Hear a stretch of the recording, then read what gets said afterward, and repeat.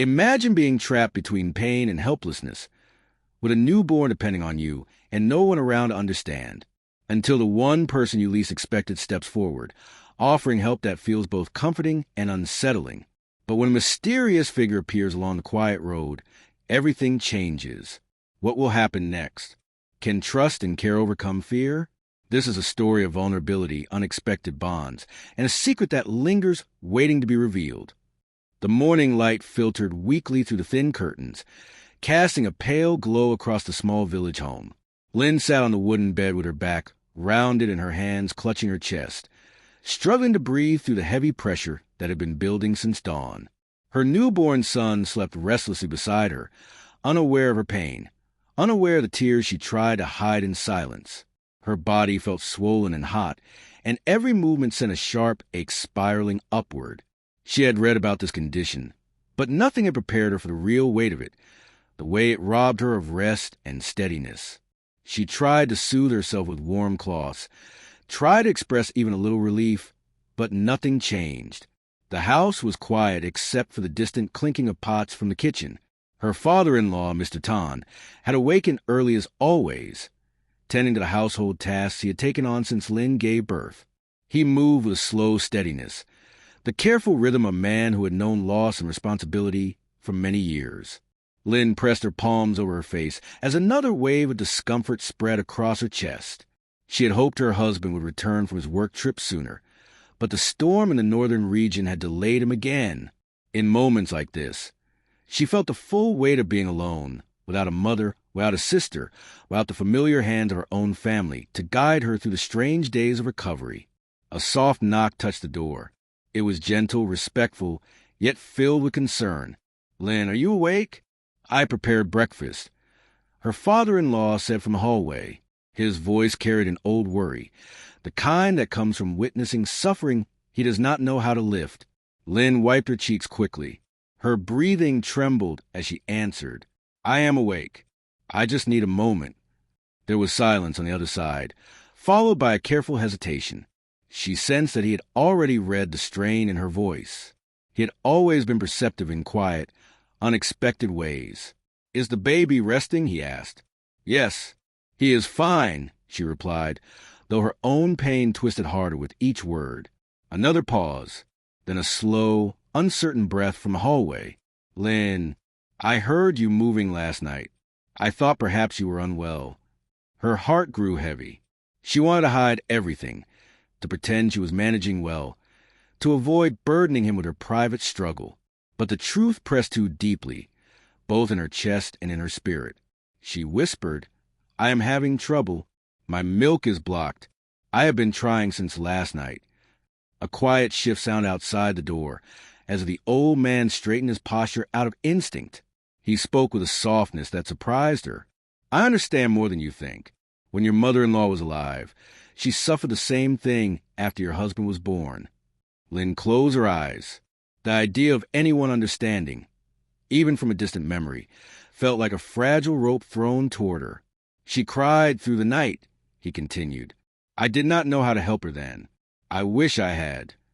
The hallway fell silent again, yet the silence felt different this time, warmer, filled with an unspoken offer of support, though he did not yet know how to give it. Finally he said, "Linh, I may not be able to do much, but if you need anything, any help at all, do not hesitate to tell me. You are family, and you should not suffer alone." His voice carried no discomfort, no judgment, only the aching sincerity of a man who had lived long enough to regret what he failed to do in the past. Linh lowered her head as new tears formed, not from pain this time, but from the unexpected tenderness in his words. She had always respected him, but at this moment she saw something deeper in him, something honest and human that she had overlooked before. Her breath steadied as she whispered, "I might need help going to clinic if this does not improve soon." A faint exhale of relief came from the hallway. "Then I will prepare the motorbike, and I will wait outside until you are ready." His footsteps retreated slowly, each step marked with a careful respect that wrapped around her like a quiet promise. She felt the weight in her chest shift, not physically yet, but emotionally. The pain was still there, but she was no longer facing it in isolation. She looked at her sleeping son, the soft rise and fall of his tiny breath, and then to the door that separated her from the only elder left in her life. Something unspoken was beginning to change in their household, shaped by vulnerability, empathy, an unexpected bond that neither of them had sought but both of them now needed. And as Lynn stood slowly to prepare herself, she sensed that the real turning point of this story had only just begun. The rest of the day waited outside the room, carrying a path she had never imagined, waiting to unfold. The hallway greeted Lynn with the faint scent of boiled ginger and rice, drifting from the kitchen where her father-in-law still moved with efficient, almost deliberate quietness. She wrapped a shawl around her shoulders as she stepped forward, every gesture cautious, every breath tinged with a heavy pull of her discomfort. Her father-in-law stood near the back door, adjusting the straps on the old motorbike helmet. He looked up when he heard her footsteps. His eyes, lined with years of weathered labor, studied her with a depth of concern that felt almost parental. "You look pale," he said, his voice low and measured. "Have something warm before we leave. It will steady you." She nodded, unable to speak through the tightness in her chest. He guided her toward the kitchen table without touching her, maintaining a respectful distance while still ensuring she felt supported. A small bowl of warm rice porridge waited for her. Steam curled upward in gentle swirls, the kind her own mother used to prepare during difficult days. The memory tightened her throat, but she forced herself to eat, spoon by spoon, grounding each moment with intention. Her father-in-law stood near the counter, as if giving her space to collect herself. His hands were folded behind his back, but she noticed a faint trembling in his fingers. She realized then that he was trying not to reveal how worried he truly was. "I want to make sure you do not faint on the road," he said quietly. "I would not forgive myself if anything happened to you or the baby." Lynn looked up. The sincerity in his tone cut to the fog of her pain. She had never seen him vulnerable, never imagined the depth of his unspoken responsibilities that he carried alone after losing his wife. She finished the porridge, her breath still uneven but steadier. When she stood, he immediately shifted to walk beside her, close enough to help if she faltered, yet careful not to overstep boundaries. The motorbike stood outside in the pale morning light. The wind carried a coolness that brushed softly against her skin. She gripped the railing of the porch for support, gathering strength while her father-in-law adjusted the seat and checked the fuel level. "You can lean slightly on me during the ride if the road is rough," he said, avoiding her eyes as if embarrassed to even offer. "It is a long way to the clinic." She hesitated for a heartbeat. Pride tugged at her. Pain tugged harder. Finally she said, "Thank you. I will manage." He only nodded, accepting her choice, yet positioning himself carefully so she could mount the bike without straining. The engine rumbled to life. The vibration traveled through the seat and into her aching body, and she pressed her lips together to keep her breathing steady. Her father-in-law waited a moment before moving, giving her time to settle. When they finally rode down the narrow path away from the house, the world blurred into streaks of green bamboo, red earth, and distant voices carried by the wind. Each bump in the road sent a shiver through her chest, but she focused on the rhythmic sound of the engine, using it to stabilize her thoughts. Her father-in-law rode slower than usual, his shoulders rigid with concentration. Every time the path dipped or turned, he eased the bike with a carefulness she had never noticed before. She could feel the weight of responsibility he carried, not as a father-in-law, but as the only elder left in her small, fragile world. Halfway down the road, the bike slowed unexpectedly. He turned his head slightly. "Lynn, are you right back there?" She opened her mouth to answer, but her voice caught. A sharp, searing pain spread across her chest, stronger than before, stealing the air from her lungs. She gripped his shirt instinctively, her fingers tightening without warning. He immediately stopped the bike near the edge of the forest road. The world tilted slightly as the pain surged. She pressed her palm against her chest, her breathing rapid and uneven. Her father-in-law climbed off the bike and faced her with alarm shadowing his features. He did not touch her, but his urgency filled the space between them. "Lynn, do you need to rest? Do you want to return home?" She shook her head weakly. Going back felt impossible. Staying felt dangerous. Moving forward felt equally uncertain. He crouched a short distance away, his voice firm yet gentle. "Tell me what you need. I will not leave you alone in this condition." Her vision swayed slightly as she tried to steady her breath, but the pain refused to ease. She sensed something shifting deeper within her body, something she did not fully understand. Leaves rustled in the soft wind around them. A distant bird cried out across the valley. The road stretched ahead in silent expectation. Her father-in-law watched her with unwavering focus, torn between fear and determination, waiting for her next word, her next signal, anything that would guide him. But Linh remained frozen between breaths, trapped in the sharp uncertainty of her own body. She sensed that the next moment held something important, something that could change the course of her recovery, perhaps even the delicate balance of their household. She tried to speak. The words began to form, but before they could leave her lips, something else caught her attention. Something subtle, something unexpected, something approaching from the far end of the quiet forest road. And the moment held itself there, suspended, waiting to break open. The shape emerged slowly from between the thick trees at the edge of the road, blurred by distance, but sharp enough to make Lin's heart beat unevenly. It was impossible to tell at first what it was. A person, a shadow, or something else entirely. But the movement carried a deliberate rhythm, almost as if it were pacing in anticipation of something. Her father-in-law stood rigid beside her, eyes narrowing, every instinct honed over decades alert to any threat. The air seemed to thicken around them, carrying a faint scent of wet earth and decaying leaves, mingled with the metallic tang of morning dew. Linh gripped the shawl tighter around her shoulders, wishing she could turn away. But some inexplicable curiosity anchored her gaze. The figure drew closer, yet remained distant enough to conceal its identity, hidden behind the shifting light and dense foliage. "You see it too, do you?" Her father-in-law's voice was steady, but a subtle tremor betrayed his concern. "I cannot tell if it is someone we know, or something that should not be here." The figure moved without haste, but with an unnerving purpose. Each step pressed against the soft dirt road with precision, leaving faint impressions in the moist soil. The shadows from the surrounding trees stretched and twisted around it, creating shapes that flickered like warnings in the periphery of their vision. Lin's pulse quickened. She tried to convince herself it was nothing, that the mind plays tricks when the body is weak and frightened, but the air itself seemed to hum with expectation. Her father-in-law shifted his stance slightly, not advancing, yet not retreating. He placed a hand near the bike, ready to support her if the figure approached too quickly, yet he made no sudden movements.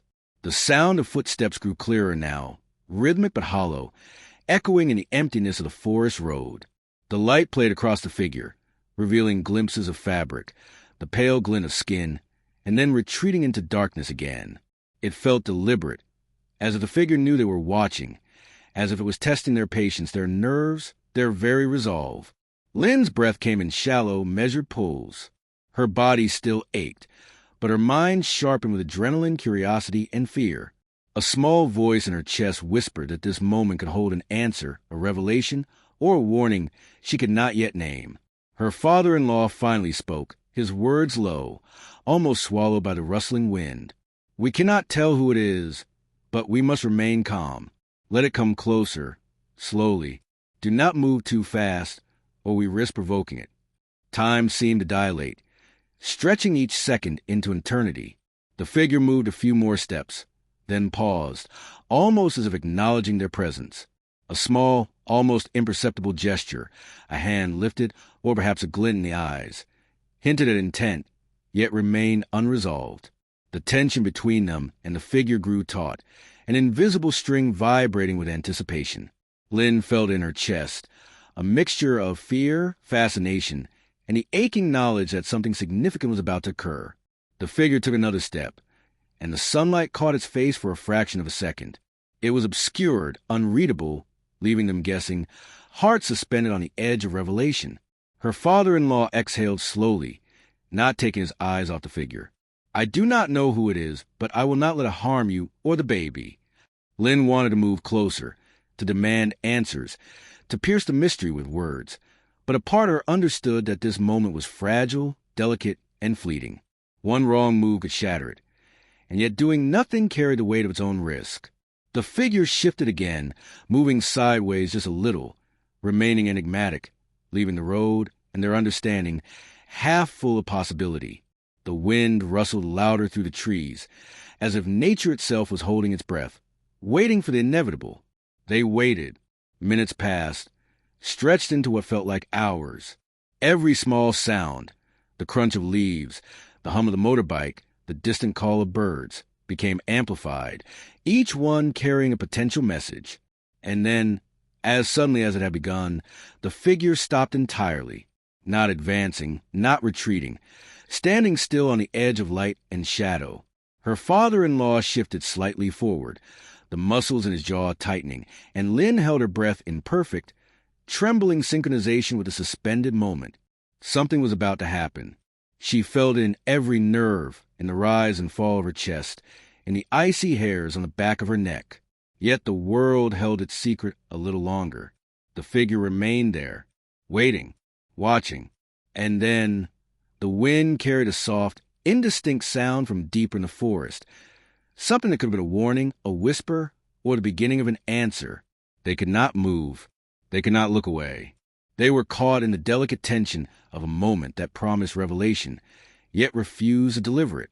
And in that silence, in that suspended breath between action and understanding, the story lingered. It waited, and the waiting itself became a story. The figure did not move further. It did not speak. It did not reveal. But the promise of what it could do, what it could mean, hung over them like a dark, pregnant cloud, unbroken, unresolved, impossible to ignore. And so they remained, two figures on a quiet road, the unknown standing before them, the future suspended in a breath that neither dared to release. The turning point had not arrived, yet it whispered from the shadows, endlessly patient, endlessly inevitable. The figure remained for a long moment, unmoving, shrouded in the interplay of light and shadow. Then, slowly, almost imperceptibly, it stepped back into the forest, melting into the dark green undergrowth as if it had never been there. Linh exhaled a breath she had not realized she had been holding. Her chest still ached, but the tension that had wrapped around her heart loosened just enough for her to feel the warmth of relief. Her father-in-law moved closer, placing a steadying hand on the bike. "You are safe," he said quietly, though his voice carried the weight of the worry he had held these past hours. "We are safe." Linh nodded, tears spilling quietly down her cheeks, not just from fear, but from gratitude. She had faced uncertainty, pain, and isolation, and she had not faced it alone. The road ahead remained long, both literally and metaphorically. The clinic still waited. The recovery still demanded patience. And the delicate balance of their household would continue to shift in ways she could not yet predict. But in that moment, the world felt a little less heavy, a little more possible, because someone had chosen to stand by her, quietly, without judgment, without hesitation. She turned her gaze to her father-in-law, meeting his eyes for the first time with a clarity that had not existed before. "Thank you," she whispered, the words carrying the weight of 1,000 unspoken emotions. He only nodded, a faint smile touching his lips, weathered and genuine. No further words were necessary.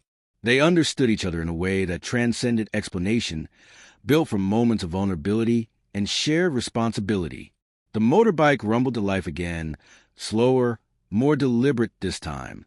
They moved forward along the quiet road, the sun rising higher, spilling light across the path like a promise of continuity. The figure in the forest was gone, but its presence lingered in memory, a reminder that life was full of unknowns, and that courage sometimes meant standing still until clarity arrived. Lynn's hand rested lightly on the bike's handle, then over her heart. The ache was still there, but so was hope.